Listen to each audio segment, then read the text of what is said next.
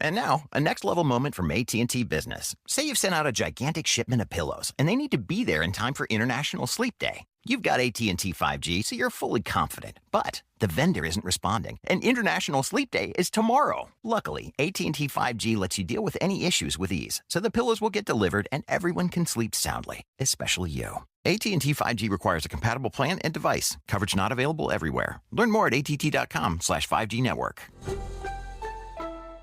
What if I told you that the crime of the century is happening right now?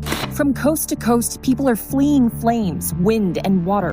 Nature is telling us, I can't take this anymore. These are the stories we need to be telling about our changing planet. Stories of scams, murders, and cover-ups, and the things we're doing to either protect the Earth or destroy it. This is Lawless Planet. Follow Lawless Planet on the Wondery app or wherever you get your podcasts.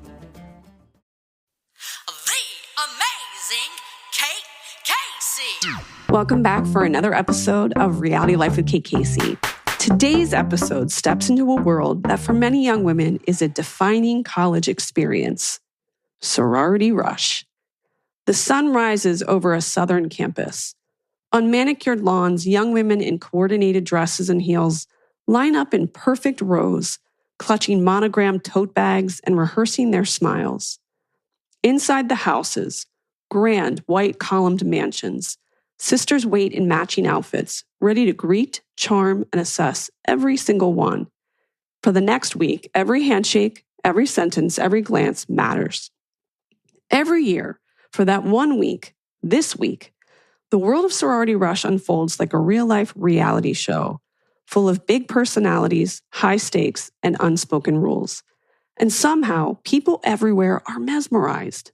From TikTok viewers in Tokyo to podcast listeners in London, millions follow along as young women carefully plan their outfits, perfect their small talk, and walk into a process that could change the course of their college lives. What makes it so fascinating? Well, maybe it's the mix of tradition and pageantry. Maybe it's the strategy and competition. Or maybe it's because Rush is a rare glimpse into a secretive, centuries-old world, one that started as 19th century literary societies for women who could find friendship, academic support, and voice in an era when female students were rare.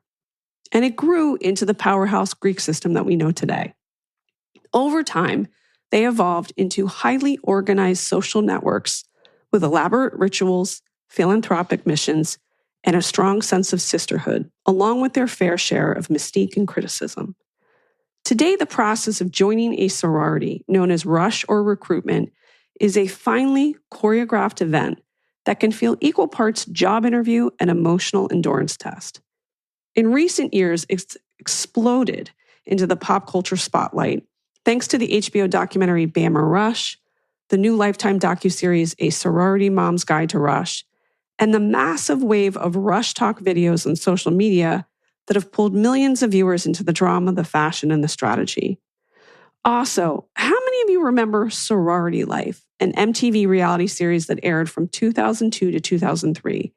It followed college women as they went through the sorority rush and pledge periods and was shot on actual campuses, including UC Davis and the University of Buffalo. Well, to unpack what really goes on behind the scenes, from the outfits to the conversations to the subtle signals that can make or break your chances, I spoke with a recruitment coach. Leighton Newberry has coached countless young women through this uniquely American rite of passage. After graduating in 2019, she found herself helping moms and daughters in her hometown who were asking about what to say, what to wear, and how to prepare. And that unsolicited support soon blossomed into Recruitment Ready, a platform where she teaches more than just recruitment strategy. She offers mentorship, etiquette training, personal styling, confidence coaching, and tools to help young women grow into their best selves. And I have to say, even though I was never in a sorority, I found so many of the things that Leighton shared apply far beyond Greek life, honestly, especially to the professional world. From making a strong impression to handling high-pressure interviews, you could just as easily help land your dream job as your dream bid. So whether you've always been curious about sororities like myself, are a proud alum like so many of you, or have a daughter gearing up for Rush Week, this is an episode that you're going to find fascinating. Here's my interview with Leighton. Leighton, I don't think people have been this excited about this guest since, Amanda Knox. I am thrilled to have you. This is a topic that I have great interest in. And coming on the heels of this new doc series about sorority rush, I mean, the good people that are listening to this, many of them are scrolling through social media. They see these videos. It is a world I know little to nothing about. And of course, I've got a junior in high school, so I better get with the program. Thrilled to have you. Welcome to the show. Thank you so much. I'm so honored and excited to be here. So first, tell everybody where you're from and then your college experience. Yes. So I grew up in Knoxville, Tennessee, so one college town. And then I decided to go to Auburn University for my 4 years of college. And I absolutely loved it. I went through recruitment from out of state. I made amazing friends. I served as our social chair in the sorority, which was so fun because I have a heart for hospitality. And then I graduated in 2019 and met my now husband senior year there at Auburn. When you were going through the process, were there other schools that really tugged at your heart, or it was just Auburn all the way? So it was Auburn all the way, but I will say I did have the opportunity to play tennis down at Palm Beach Atlantic in Palm Beach. And nice. Given the location, it was tempting. But ultimately, I decided I wanted that SEC school experience. Mm-hmm. So I declined the invitation to play a sport in college and then just went Auburn all the way. Do you think it's hard to be an athlete and do Greek? Honestly, we have had many clients over the years do both. And from that experience, no, I think it's really doable. If the coach allows it, I think girls can really flourish in both sports and Greek life. Okay, good. And what was it about your specific sorority, and which sorority were you in? So I was a Chi and I absolutely loved it. I will say Auburn has so many wonderful chapters, so I think I would have been happy anywhere. But that's where I landed, and I have nothing but wonderful things to say about the chapter and all things Auburn. I loved my college years. Do you still feel like outside of your job, do you still feel like the women that you are in the sorority with are a big part of your life? So some of the girls were bridesmaids at my wedding, which is so fun. Okay. And then one of my best friends from college, we lived together for 2 years, and now she just moved to Atlanta, not too far away. And she's like my best friend. So yeah, it's been such a blessing for many years. Okay, so let's start with how about the role of a sorority coach? How did you become a sorority coach, and what drew you to this work? Okay, absolutely. So what drew me to this work is my heart for mentorship. I absolutely love coming alongside younger girls and helping them find their sense of style, their confidence in who they are. I love giving them direction, advice and guidance, and being there for them in stressful times. So that is really where my heart is in starting Recruitment Ready, is coming alongside these girls and really building them up and encouraging them.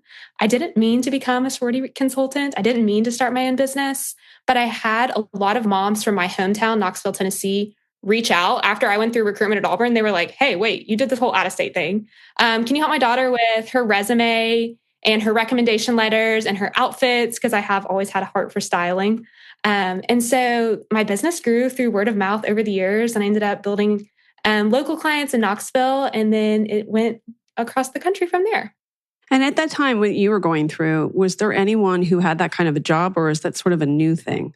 Definitely on the newer side. I feel like I started my own company in an industry that did not exist yet. So it was really hard describing people what I was doing. Yeah. But I knew my initial, my deep desire to build confidence in girls is what was guiding me. And that gave me a lot of passion and energy to build a company in an industry that didn't exist yet.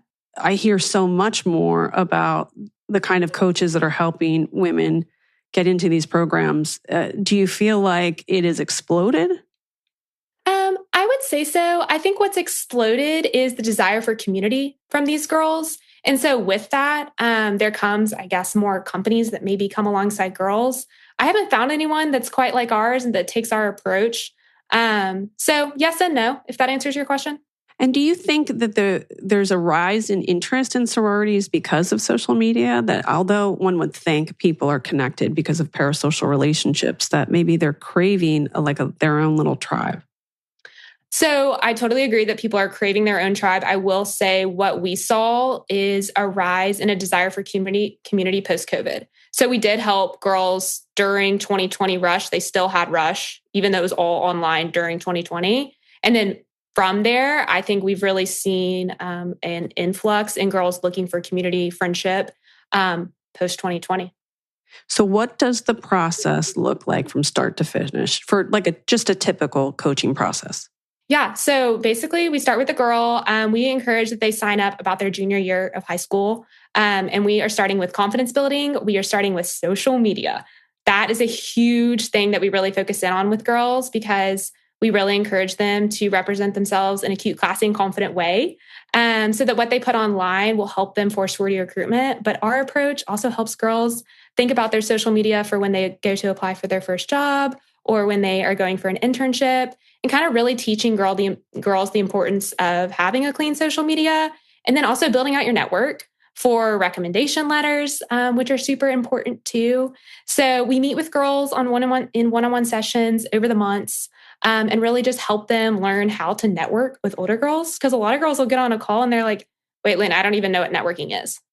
Wow. Or they'll hop on the call and just be like, I don't even know what my style is. So kind of just walking them through that until their recruitment week starts, and really just being there for them is the approach that we take. So it almost sounds like they're looking for someone who has established some sort of sense of themselves. Mm-hmm. Absolutely. Okay. How do you customize your advice based on the student's personality and their goals? Oh, absolutely. We cater our coaching to what that girl is looking for. So some girls are looking to join a chapter of other girls that love to travel all the time. Some girls might be looking to join a chapter of girls that love to hike. And we always tell girls, like, what might be a great chapter fit for your roommate is not going to be the best one for you. So if some girl needs to work on conversation scores more, we'll really focus in on that. Or if some girl's a great conversationalist and her social media is a little out there, we'll focus more time on that. So each girl's different. And honestly, each school is different too. Yeah. What should students do in the months in advance to prepare for the recruitment process? Yeah, I would encourage girls to really think about their reputation. Think about how they want to be known. We truly encourage girls be cute, classy, and confident, like I mentioned a second ago. That's one thing they can really do. They can start making sure that they have really quality service hours, service projects, community service, campus involvement within their high school, because they do have to make something called a social resume. And they'll want something with some diversified information so that they stand out. So really working on that, and then going on college tours and really picking a place that they feel like they can call home, and then not to hone in on it too much, but also cleaning up their social media as well. Mm-hmm. What almost sounds too like when you go through the process of writing your essay, you're already starting to think about who I am and where I see myself in the world. How important is it to be individualistic? Because I think sometimes that there could maybe be this preconceived idea that a sorority is like all of the same kind of person. That is a great question. And I do think that is one misconception out there. So we start our coaching by telling girls, you are good enough as you are. You do not have to change your personality to get into a sorority. But I think TikTok and some other channels don't push that message. So I think that's another aspect of our coaching that's super important to me, is that mentorship piece of reminding girls that they don't have to change their personality to get into a sorority. And kind of going back to your question about is each chapter different and how do we make your coaching different for the girl? One fit is not going to be perfect for every single girl. And so kind of just like encouraging them in that.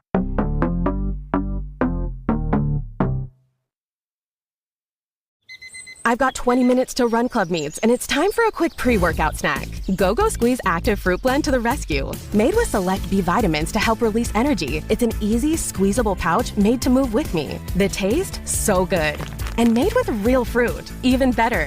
Whether I'm hitting the trail or meeting my friends on the court, this is my go-to on-the-go snack. Quick, easy, ready when I am. When it's go time, I go with Go-Go Squeeze Active. Snag yours on your next door run. Search for Go-Go Squeeze on Amazon.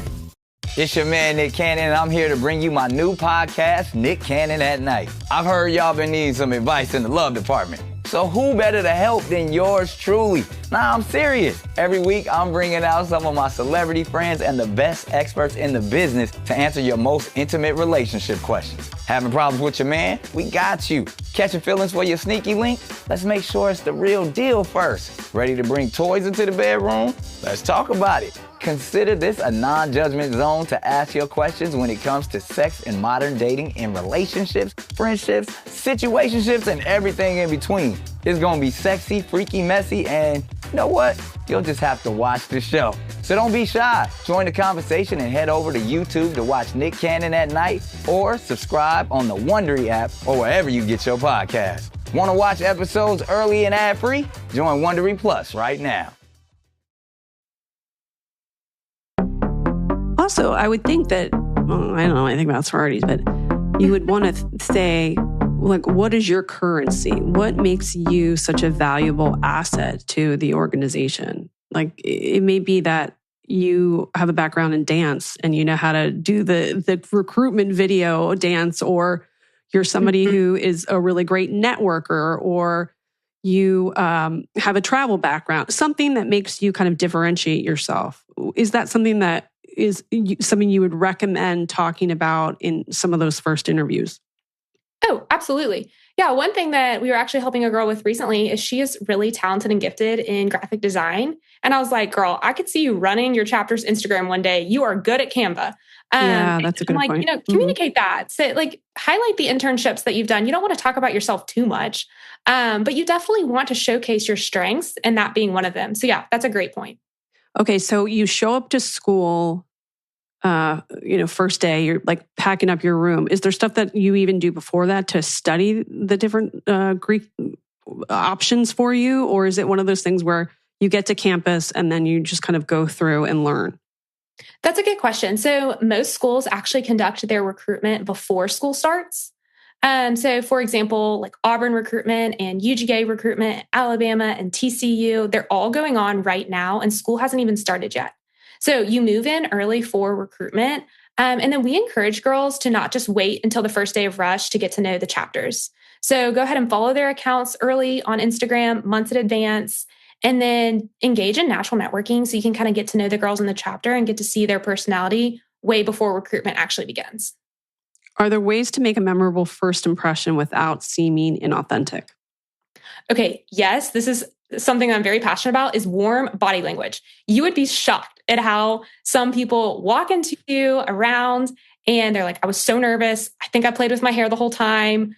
I don't even know if I smiled. I'm like, girl, you probably did way better than you think that you did. But you can definitely make a first impression, a really strong, positive one with body language. So making eye contact, smiling, putting your shoulders back. Mm-hmm. And that's all things that we go over in our coaching so that girls feel a little bit more confident and prepared. Well, it's also like dating. Like if you give the vibe off, you're not interested, they're not interested in you. Exactly. And it's probably not going to go well from there. Yeah. Exactly. Do you encourage making jokes? Does that make you differentiate you from other people, or do people sometimes take it too far? So we would encourage girls not to make jokes during recruitment just because the other person might. Oh my God, I would be so screwed. I'm not making any more. Yeah.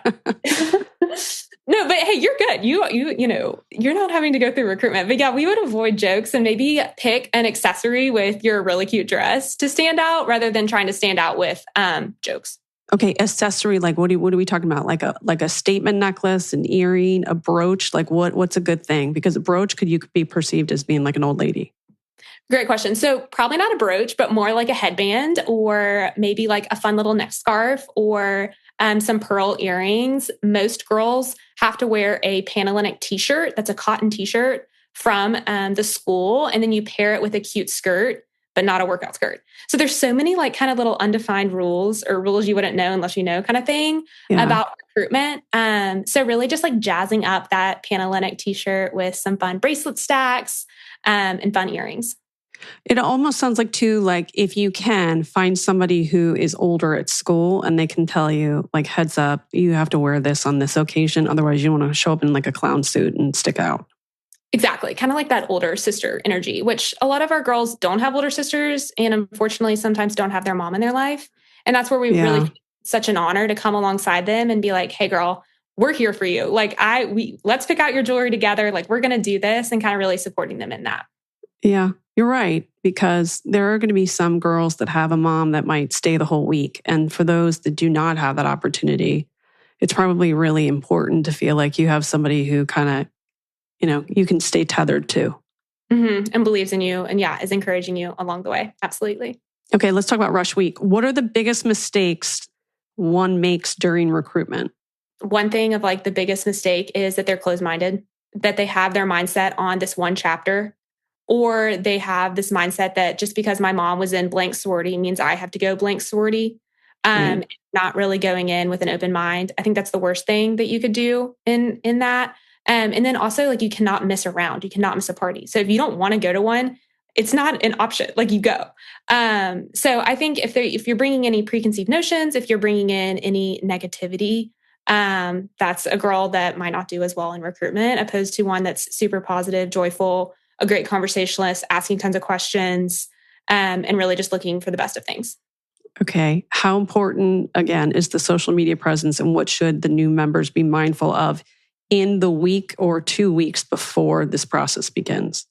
Great question. So I just want to reiterate that months in advance is when you need to start like looking at the social media. So I know we're kind of focusing on rush week itself, but months before, girls really need to be careful about what they're posting. And what does that mean? That means you want to check the background of photos.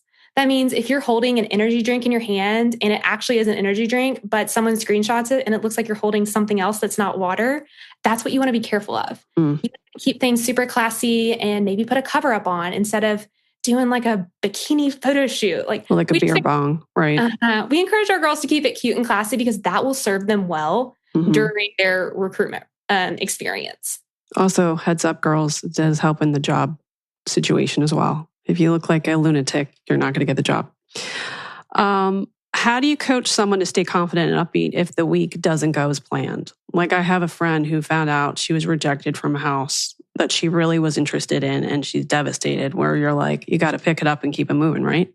That's a great question. So one, we encourage girls to like feel their emotions. I think there's so much in society where it's like, oh, just suppress how you feel. You're fine. Smile, move on. And I'm like, girl, feel your emotions. If you're disappointed, let yourself be disappointed for about 2 minutes, and then we are going to get back out there. So we remind them that there's disappointment in this life no matter what, whether that be you didn't get invited to a date party or you didn't get that first job. So we just remind them to try to think big picture and just think like you're getting stronger for life in this experience. I know this is really hard right now, but later on, you'll see that this is going to be a blessing in the long run.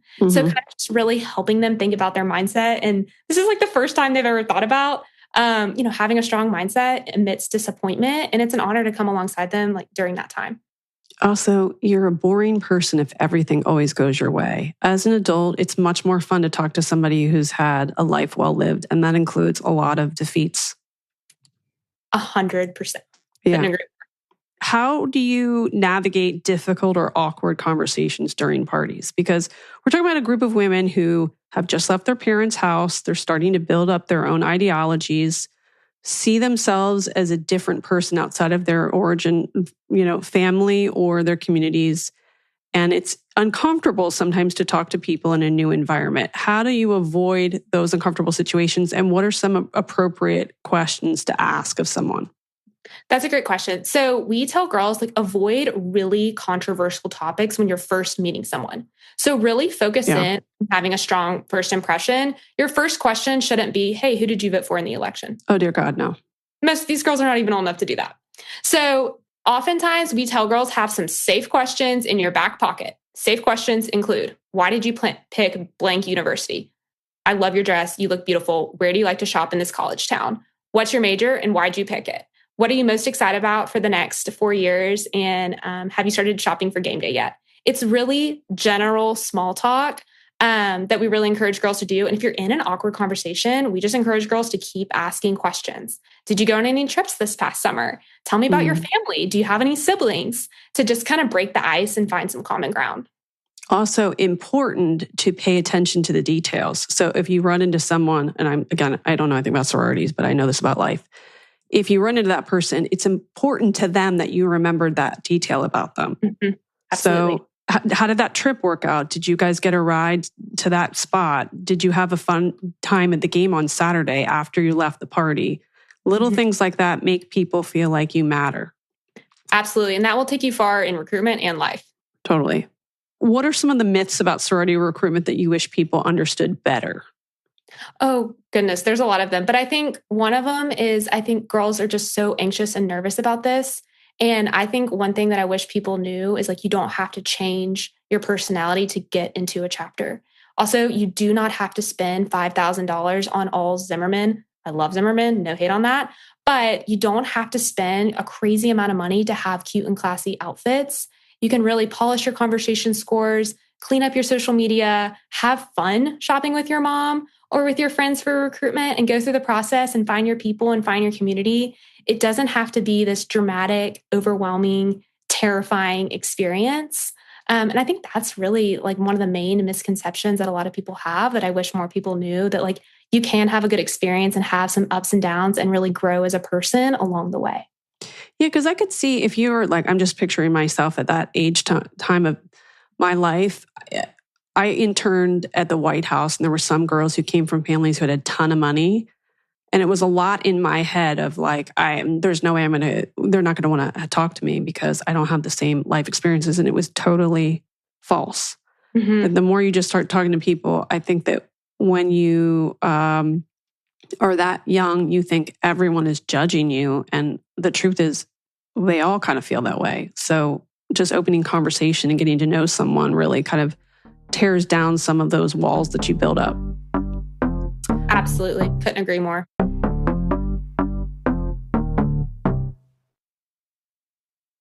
How hard is it to kill a planet? Maybe all it takes is a little drilling, some mining, and a whole lot of carbon pumped into the atmosphere. When you see what's left, it starts to look like a crime scene. Are we really safe? Is our water safe?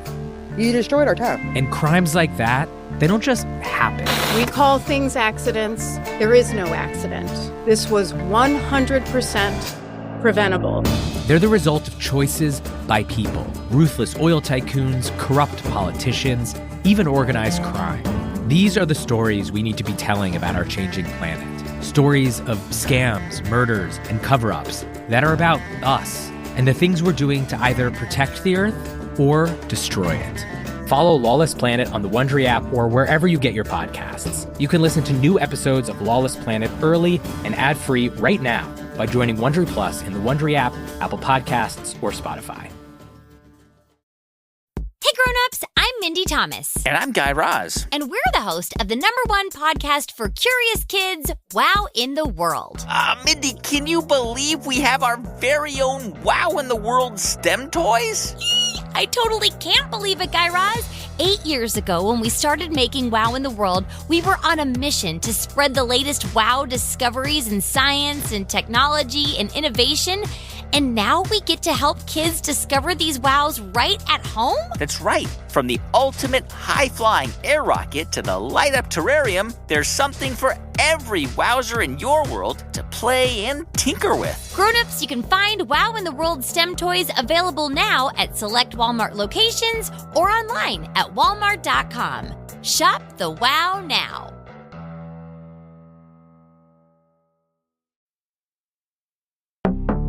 How much do legacy status, recommendation letters, and GPA really matter? And I think a lot of people probably stress about that.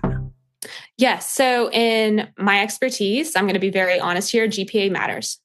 So sororities, I think another misconception that is kind of plays into it is people think, oh, like it's just going out on the town with girls. It's like, no, you do so much community service. They encourage you to work hard and to have a great GPA in college. And to get into a sorority, you have to have a pretty strong GPA. So to any moms listening with daughters, I would encourage them, like, junior and senior year really matters for GPA for recruitment.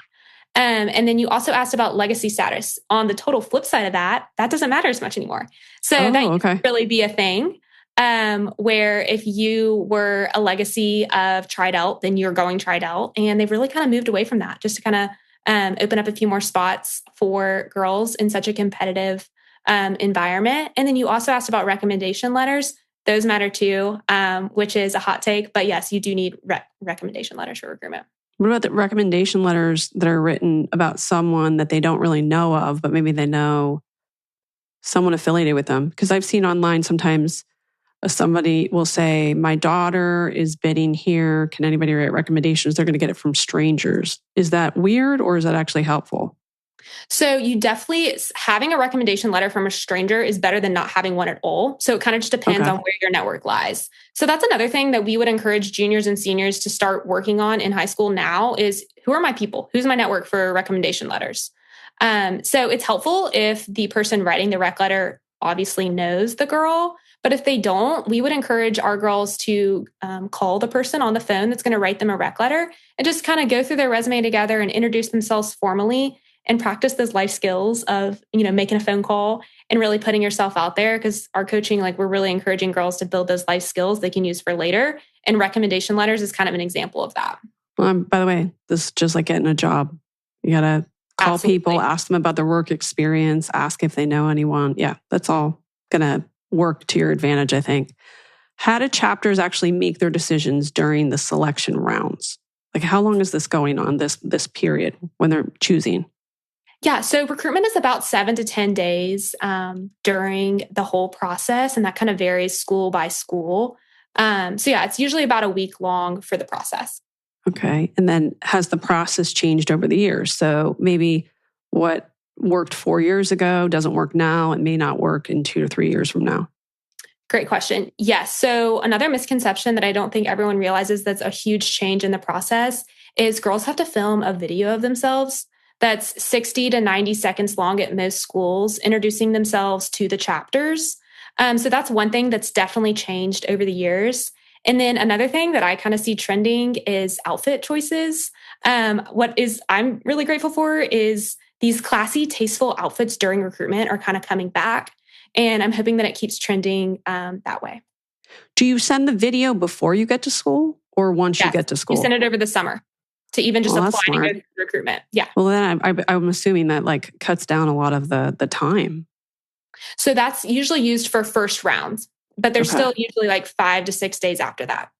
So for the people that are choosing are sophomore, juniors, seniors, and only students, or are there adults that are involved in the process? So it's just the college girls. Okay. And who has the most insight? Is it the more seniority, the more importance you have in the sorority in terms of administrative position in reference to choosing the next group of women that join the sorority? Yeah, so Panhellenic does a really good job of just keeping everything fair and not really having a seniority. But it is really important for PNMs, and that's a potential new member. That's what the girl that's going through recruitment is called. It's important that she networks with older girls ahead of time so she has her best chances of more people knowing her. Okay. Difference between sororities in different parts of the country. So what happens at Auburn, is that similar to the process that might happen at Ole Miss or UCLA? Great question. They're all different. They're all very different. Baylor in Waco, Texas, for example, they're still rushing in January. So while SMU used to do that, one thing that's changed in the past couple of years is they now rush in September. So things are always changing, and the advice that you give for recruitment at Ole Miss is going to look way different the advice that you give someone rushing at UGA, just because of the differences in the process. If, for example, outfits, what you wear and all that, just changes school to school. And then here's a big question. Should the parents go for this week? I see a lot of parents that go, some that don't. Does it help or hinder your daughter's chances if you are there? Great question. Okay, so moms, talk with your daughter about what's best for you. We encourage moms to go to bid day because it's really sweet. It's fun to celebrate your daughter. And it's pretty normal for moms to go maybe one day before.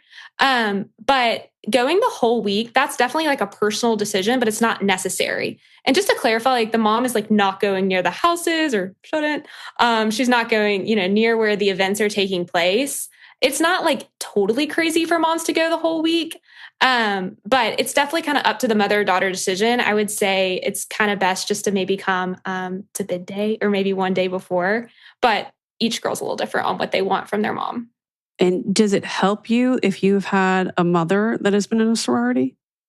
So going back to the legacy status situation, honestly, on the whole chances of getting into a sorority, no. But I do think there are benefits from having a mom that was in a sorority who can just be hey, let me reach out to some old sorority sisters and see if they can write you a rec letter. Got it. Okay. No, but it's not I'm going to get you a bid kind of thing. Right. So as I begin to approach this in the next 2 years, how do I, Kate Casey, now that you know me, avoid being a lunatic parent? And I'm sure that the other good people that are listening to this that will be in similar situations would also appreciate some insight on how to not be a hindrance to your daughter because you're crazy? Great question. One, we are not sending cakes with faces on it to the chapters. Okay. Let's not send gifts. In the kindest way possible, I recommend not doing that. So it's like that seems like bribey, weird. You're too involved with your child. Mm-hmm. Okay, good. Because you want an independent daughter yeah. who's like, she's got her own thing going on. Absolutely. Yeah. Independent.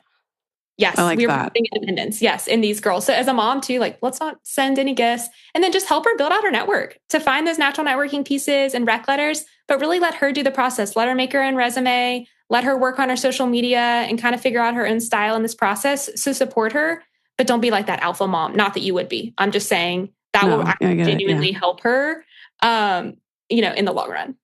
And I think it's important for you to answer this question too. Like, is there a place for an introverted child? Because listen, my kid's extroverted, but not everybody is. Oh, absolutely. Yes. I'm actually so glad you asked this. Some of my favorite clients are girls that do not speak more than 10 words in our first session because it's my goal to build up their confidence because I know they have so much to bring to this world and so much to offer. And I see it as my role in coaching them is to bring that out in them, bring out their personality. And if they're quieter, that's totally fine. They still have so much to offer. So yes, I think that could be another misconception that you have to be this like crazy extroverted girl to get into a sorority. It's like, no, you can have a kind and gentle spirit and still get in. You might just have to talk a little bit louder and it might just take a little bit longer for you to engage in those networking activities and that kind of thing. Is there ever a place where you think maybe a sorority would not be a good option? And I'm asking that because I know that a lot of kids that play sports may think, I don't know if I could fit this in. So is there ever like a profile of a student where you think, maybe this isn't a good idea for you? I think it's really a personal decision. Okay. You could see someone, if they were an athlete and maybe doing a double major like pre-med and biomedical sciences and considering Greek life, I don't know that person. But if they're not a super high capacity individual on all the things, like that might just be too much. So I think it's just such a personal decision depending on where they want to spend their time. So if you were to just dumb it down to this, a sorority girl archetype is the following. What kind of person is made to really thrive in this kind of organization? Okay, perfect. She values community service. She's a leader. She's kind. She's classy. She's social. She loves community. She loves to meet new people, and she's willing to put herself out there and develop her leadership skills. And how soon do people call on you for your services? Like, when is the ultimate time to really reach out to you? So you're going to think this is crazy, but we do have 8th grade and up is where we start. So we have a separate etiquette and mentorship program for younger girls where we start on those life skills and then roll into sorority recruitment coaching. So our youngest client is an 8th grader, and we're not focusing on sorority rush there. We're focusing on etiquette and confidence building. But for sorority recruitment, sophomore year is really where we encourage people to start, sophomore or junior year. I got to tell you, I have a business idea for you. I think that you need to branch into internships, helping young women get internships after the rush period is over. Like, that's the next step. So we kind of already do that. We've definitely placed some girls. Actually, a UGA client is headed to New York this fall. I kind of love to just connect girls and help them find their people. But yeah, a lot of the skills that we teach girls for recruitment, we really hone in on the fact that these are life skills you can take to that next internship and job. So I think that's a great idea. And if you know anyone looking for an internship, I know a lot of qualified. I actually do. We need to connect. Yeah. Another benefit of signing up for Recruitment Ready. So, okay, how do people reach out to you? And what is the one last message that you have for a young woman or a parent that is listening to this and seems overwhelmed watching all these videos about Greek life? So people can find us at Recruitment Ready on Instagram and Recruitment-Ready online. And an overarching comment or message I would want to leave with a mother-daughter combo is take a deep breath. Girls, you're good enough as you are. If you start early and break it down and really focus on developing yourself to be a cute, classy, and confident girl that is well-rounded and excited for the process, it's going to take all of these overwhelming videos and make it feel like something you can actually approach and do. Fantastic. Thank you so much. The amazing Kate want to thank my fantastic guest, Leighton Newberry, and remind you to make sure that you click subscribe. Please leave a 5-star review.